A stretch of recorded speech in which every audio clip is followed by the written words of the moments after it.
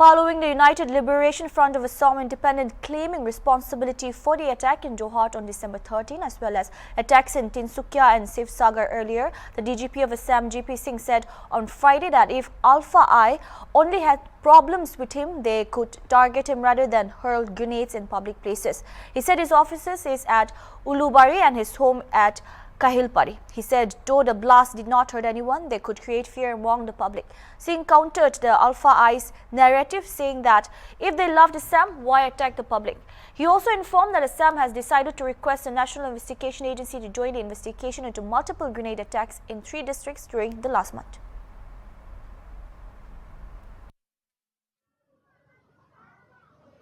মানে যিবোৰ মানুহে মাতৃ আই অসমক ভাল পায়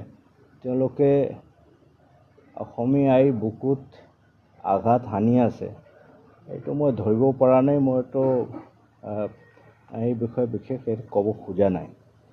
কিন্তু যিয়ে কৰিছে এইটো আইডেন্টিফাই কৰা হ'ব আমি অলৰেডি এনআইএৰ লগতো টাচত আছো তেওঁলোকৰো টিম আহি আছে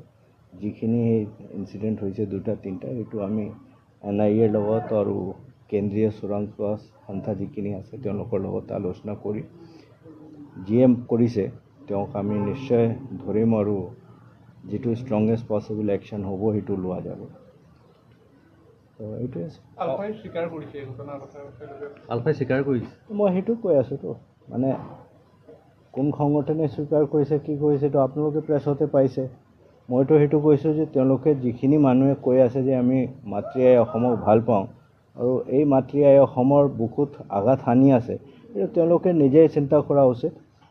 আৰু অসমৰ ৰাইজো হেতুত তেওঁলোকক অলপ প্ৰশ্ন কৰিব লাগে যে এইটো কিহৰ কাৰণে কৰি আছে কাৰবা কিবা পাৰ্সোনাল কিবা আছে তো হেতু কৰক তেওঁলোকে প্ৰত্যেকবাৰ মোৰ কথাটো কয় মোৰটো ঘৰ কাহিলিপাৰাত আছে মোৰ অফিস উলুবাৰীত আছে আহিলে হ'ল মই আৰু ক'ত কোনদিনা কৈছো যে মই মানে ভয় কৰিছো নে চিন্তা কৰিছো যদি তেওঁলোকৰ কষ্ট যিখিনি আছে মোৰ লৈহে আছে তে মোক টাৰ্গেট কৰিলে হ'ল এই কথাটো মই মানে এইটো আৰু অত এটা গ্ৰেনেড দুলিয়াই আৰু ৰাইজক হাৰাশাস্তি কৰা এটা ধৰক মই আগতেও কথাটো কৈছিলো যোৱা কিছু মাহৰ ভিতৰত যিমান ইম্পৰ্টেন্ট কেছ হৈছে এটো ধৰক কল চেণ্টাৰৰে হওক তাৰ পিছত ৰিসেন্ট আপোনাৰ এপিএসসি আকৌ আমি খুলিছো মানুহ এৰেষ্ট কৰিছো হেবোৰ আমিহে কৰি আছো হেবোৰ কৰা পুলিচটো একেই তে আকৌ যদি হেবোৰ কৰা হয় তেতিয়া পুলিচক তাৰ পৰা ডাইভাৰ্ট কৰি হিটুত লগাব লাগিব সো